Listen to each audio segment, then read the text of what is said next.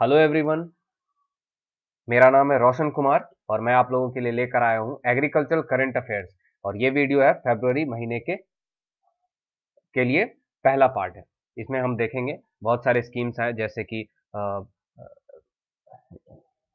Senior citizens के लिए कुछ योजनाएं आए हैं, नाबार्ड से रिलेटेड क्वेश्चंस, या फिर और भी बहुत सारे क्वेश्चंस हैं एग्रीकल्चर से सारे रिलेटेड, जो भी एग्रीकल्चर से रिलेटेड एग्जाम्स हो रहे हैं, या फिर एग्रीकल्चर फील्ड ऑफिसर आईबीपीएस का भी इंटरव्यू है, तो उसके लिए ये बहुत ही इंपॉर्टेंट है सारे क्वेश्चंस।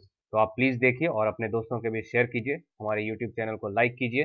हमारे यूट्यूब चैनल का नाम है agriculture field officer IBPS. Facebook का पेज है हमारा, उसे भी लाइक कीजिए ताकि हमारे वीडियोस आप तक जल्दी से जल्दी पहुंच सके। आइए हम देखते हैं कौन कौन से क्वेश्चन हैं फरवरी में, पहले महीने में। तो पहला क्वेश्चन है, as per the union budget presented by finance minister on February 1st, what amount has been allocated under MNREGA for the year 2017-18। तो मनरेगा आप सब लोगों को पता होगा, इस स्कीम के अंदर जो लोगों को गारंटीड स्कीम दिया जाता है for certain number of days, ताकि वो अपने परिवार की देखभाल कर सकें, क्योंकि लोगों के पास रोजगार नहीं होता, उन लोगों के लिए ये स्कीम होता है। तो आपको बताना है इस साल मनरेगा स्कीम के अंदर यूनियन बजट में कितना अमाउंट अलोकेट किया गया है। तो लास्ट ईयर जो यूनियन बजट में मनरेगा के अंदर जो अमाउंट अलोकेट किया गया था वो था 38,500 करोड़ रुपीज। इस साल बहुत ही ज्यादा बढ़ाया गया। कितना बढ़ाया गया? 9,500 करोड़ रुपीज जो है ये बढ़ा दिया गया, और जो नई एलोकेशन है वो है 48,000 रुपीज। तो सही जवाब है सी, 48,000 crore rupees. To how many years has the center extended the tenure of loan under Credit Linked Subsidy Scheme CLSS of Pradhan Mantri Awas Yojana mission from the current tenure of 15 years? तो प्रधानमंत्री आवास योजना, इसके अंदर जो important चीज है आप याद कर लीजिए, इसमें 5 करोड़ हाउसेस 2022 तक बनाए जाएंगे। इसे सिंपली हाउसिंग फॉर ऑल इस नाम से भी जानते हैं इस योजना को। तो इसमें एक स्कीम है क्रेडिट लिंक सब्सिडी स्कीम। तो इसमें जो लोन लिया जाएगा, इसका ड्यूरेशन कितने मतलब 15 से बढ़ाकर कितने साल के लिए कर दिया गया है? तो इसका सही जवाब है 20 साल। मतलब आप जो लोन लेंगे प्रधानमंत्री आवास योजना के अंतर्गत, आप उसे 20 साल में चुका सकते हैं। तो सही जवाब है 20 years. How much loan amount has been sanctioned by NABARD for the Haryana drinking water project? तो हरियाणा, जिसमें कि पीने के पानी का बहुत ज़्यादा स्कार्सिटी हो रहा है, और पानी की दिक्कत पंजाब से जो रिसेंटली जो इश्यूज हो रहे हैं उनके वजह से भी हो रहा है। तो नाबार्ड, जो कि एक agriculture bank for rural development, national agriculture bank for rural development है, जो कि 1982 में इसका एस्टेब्लिशमेंट हुआ था। ये एक इंपॉर्टेंट डेटा है, आप याद रखिए। तो ये कितने अमाउंट का मतलब अमाउंट सैंक्शन किया है हरियाणा ड्रिंकिंग वाटर प्रोजेक्ट के लिए नाबार्ड ने? तो इसका सही जवाब है 157 करोड़ रुपीस नाबार्ड देगी हरियाणा ड्रिंकिंग वाटर प्रोजेक्ट के लिए। और ये पैसे किस चीज में यूज होंगे? तो मेनली ये डीप ट्यूबवेल्स बनाने के लिए यूज किए जाएंगे। 157 crore rupees. Scientists from China's Northwest A&F University have developed a first of its kind new bovine tuberculosis TB resistant clone of which animal?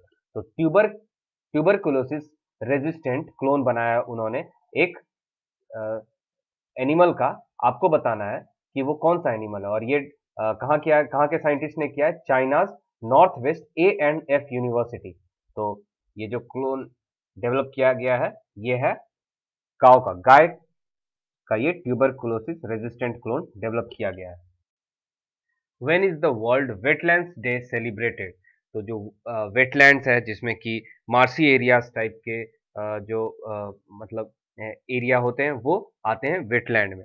तो एक रामसर कन्वेंशन हुआ था 1971 में 2 फरवरी को, ताकि इस तरह के एरियाज को बचाया जा सके, उनके बारे में अवेयरनेस फैलाया जा सके। तो तब से ये वर्ल्ड वेटलैंड्स डे मनाया जाता है। तो सही जवाब है 2 फरवरी।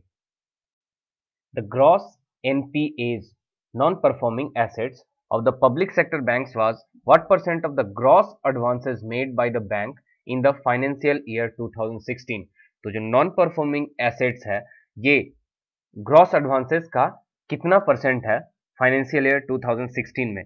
जो फाइनेंशियल ईयर 2016 के एनपीएज हैं ये एक्चुअली बढ़े हैं 2015 से, और जो इस साल के एनपीएज हैं वो है 9.83%. Which fruit has recently been found hazardous by scientists if its intake is followed by skipping the evening meal? तो ये घटना हुआ है बिहार के मुजफ्फरपुर में, जहां पे कि 100 से ज्यादा बच्चे मर गए. क्यों? क्योंकि उन्होंने शाम के अपने मील को स्किप करके लीची खाया था. तो साइंटिस्ट ने इसका पता लगाया, तो उन्होंने इसको एक्सप्लेन किया इस तरह से कि ब्लड ग्लूकोज लेवल बहुत ही नीचे चला जाता है, अप टू 70 मिलीग्राम पर डेसीलीटर ये जा सकता है अगर आपने बिना खाना खाए, शाम का खाना खाए, लीची खाया. तो ये बहुत ही हजार्डस है और ऐसा कतई नहीं करना है, और इसका परिणाम हुआ कि 100 से भी ज्यादा बच्चे मुजफ्फरपुर में इसकी वजह से मारे गए. Which medicinal plant has recently been discovered to have multiple healing properties which might be used to develop anti-cancer drug?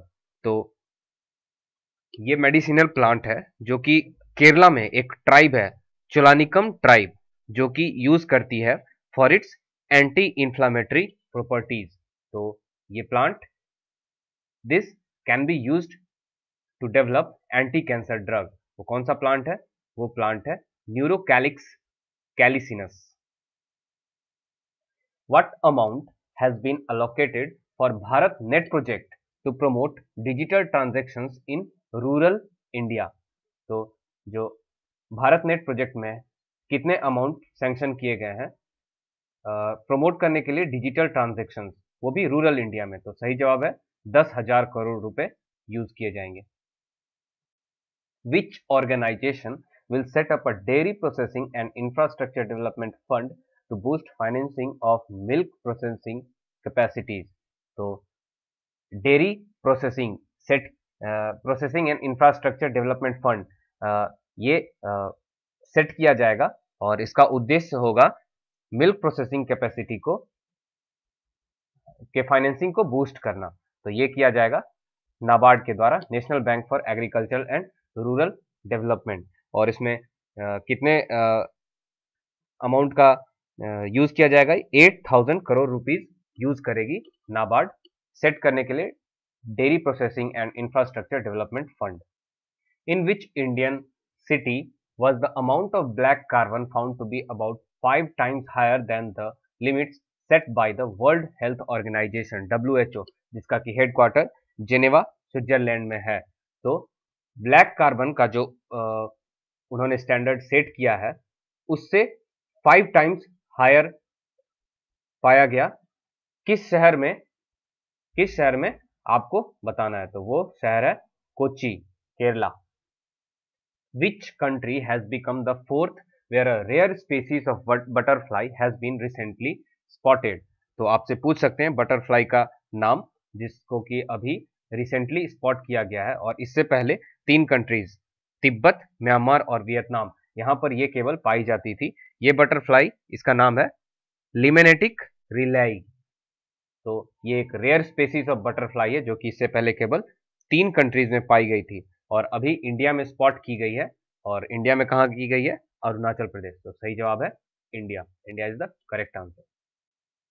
Which insurance company will launch the वरिष्ठ पेंशन बीमा योजना 2017? बहुत ही इंपॉर्टेंट क्वेश्चन है. ये पूछा जा सकता है अभी के इंटरव्यू में, या फिर कोई भी नई जो एग्जाम होने वाली है एग्रीकल्चर में उसमें जरूर पूछा जा सकता है. तो जो ये वरिष्ठ पेंशन बीमा योजना है, ये कौन सी इंश्योरेंस कंपनी स्टार्ट की जाएगी? मैं पहले बता देता हूं इसके बारे में. वरिष्ठ पेंशन बीमा योजना, इसमें ये जो स्कीम है ये सीनियर सिटीजन के लिए है, जिसमें कि इंटरेस्ट दिया जाएगा 8% का, और 10 साल के लिए जो अमाउंट है वो फिक्स किया जाएगा. और जो मैक्सिमम अमाउंट फिक्स किया जा सकता है इसमें वो है 7.5 लैक्स. तो ये स्कीम कौन सी इंश्योरेंस कंपनी शुरू कर रही है? ये है life insurance corporation of India, LIC. Which state leads in solar power generation capacity? तो कौन सी स्टेट है जो कि सोलर पावर जनरेशन कैपेसिटी में नंबर 1 है? ये लास्ट ईयर भी नंबर 1 थी। तो सही जवाब है तमिलनाडु। तमिलनाडु में सबसे ज्यादा सोलर जनरेशन हो रहा है। तो आप अगर डेटा चाहते हैं तो 9 मेगावाट सोलर पावर इन्होंने जनरेट किया है इस साल। How much amount of appeal has been launched by UNICEF for the year 2017 to help the distressed children across the globe? Distressed children मतलब जो distressed children है उनके हेल्प के लिए how much amount of appeal has been launched by UNICEF 2017 के लिए? तो सही जवाब है 3.3 बिलियन यूएस डॉलर। तो ये थे फरवरी महीने के part 1 agriculture current affair videos. तो अगर आपको ये वीडियो अच्छा लगा तो प्लीज़ लाइक कीजिए, हमारे चैनल को सब्सक्राइब कीजिए और फेसबुक के पेज को लाइक कीजिए ताकि जो लेटेस्ट अपडेट्स हैं आपको जल्दी से जल्दी मिल जाए।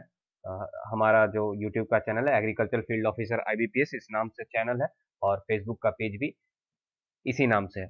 अभी एग्रीकल्चर फील्ड ऑफिसर IBPS का इंटरव्यू होने वाला है, उसके लिए ये क्वेश्चंस थोड़े इंपॉर्टेंट हैं। इसमें कुछ कुछ जैसे योजना वगैरह के बारे में कुछ कुछ डेटाज हैं, तो ये इससे रिलेटेड क्वेश्चंस पूछे जा सकते हैं। और जो नाबार्ड वगैरह का एग्जाम होने वाला है एग्रीकल्चर से रिलेटेड जो भी एग्जाम्स होने वाले हैं उसके लिए तो बहुत ही इंपॉर्टेंट है ये वीडियोस।